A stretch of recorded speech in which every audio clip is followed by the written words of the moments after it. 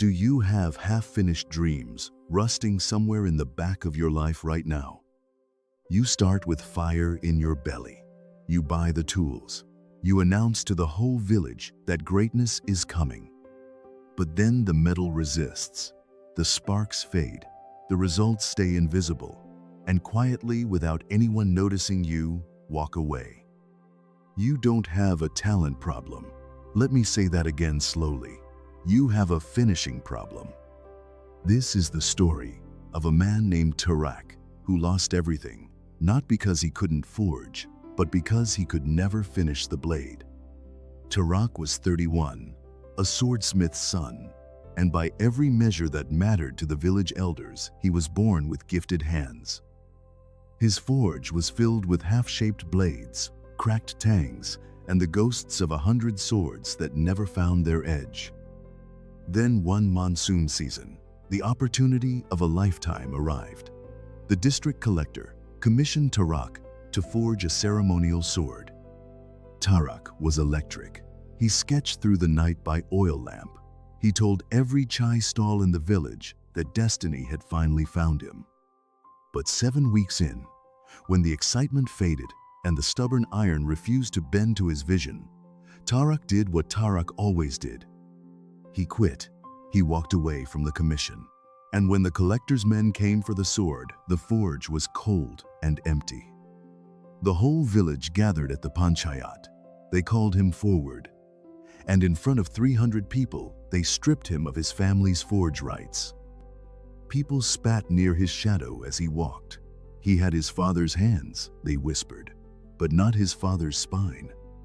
For 3 months, Tarak wandered, sleeping under bridge arches, eating temple food meant for beggars, until one evening he smelled smoke.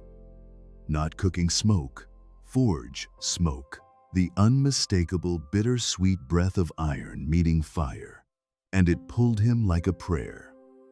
Inside, he found a man who looked like time itself had forged him, 70 years old, arms like twisted banyan roots, eyes like still water.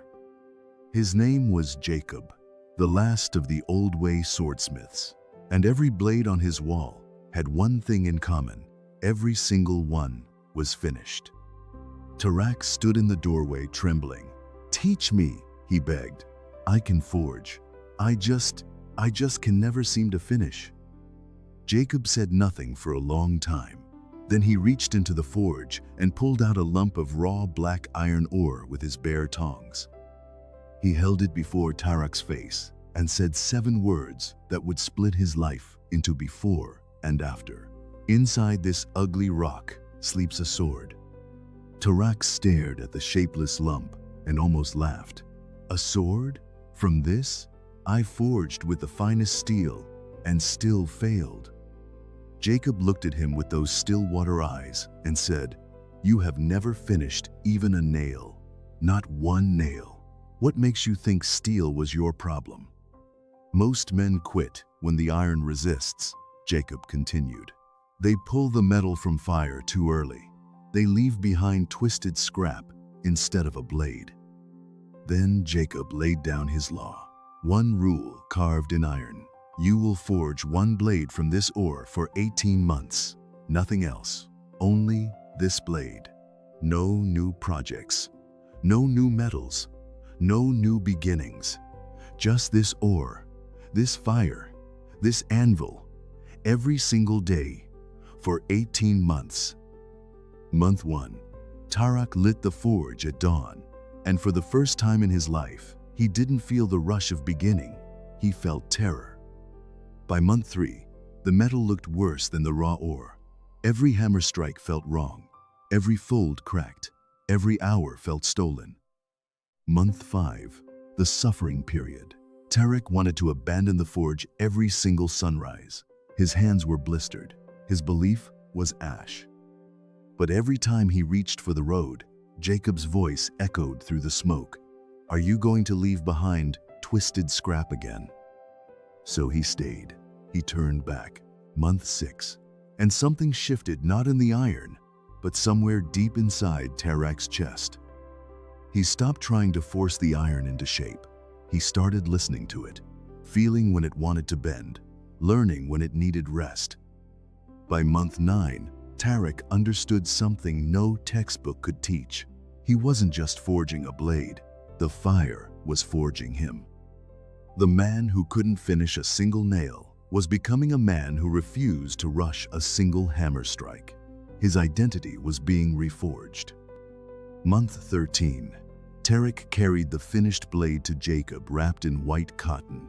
When the old man unfolded the cloth, his still water eyes flooded. "This is not just a sword," Jacob whispered, his voice cracking. "This is the first thing you have ever completed with your whole soul, and it is magnificent." Word spread beyond the village. A curator from the National Crafts Museum arrived at Tarak's forge, then a journalist from Delhi, then 3 more. The blade was featured in 3 national publications and 1 international craft journal, not because it was complex, but because it was complete, deeply, honestly complete. So, here are 3 rules forged in fire that will change how you approach everything in your life. Rule 1. Choose one blade and forbid yourself from touching any other metal. Rule 2. Expect the fire to burn you. Months 1 through 6 will feel like failure and ash. That is not your signal to quit. It is your signal that the forging has begun. Rule 3. Stop forcing the metal. Start listening to it.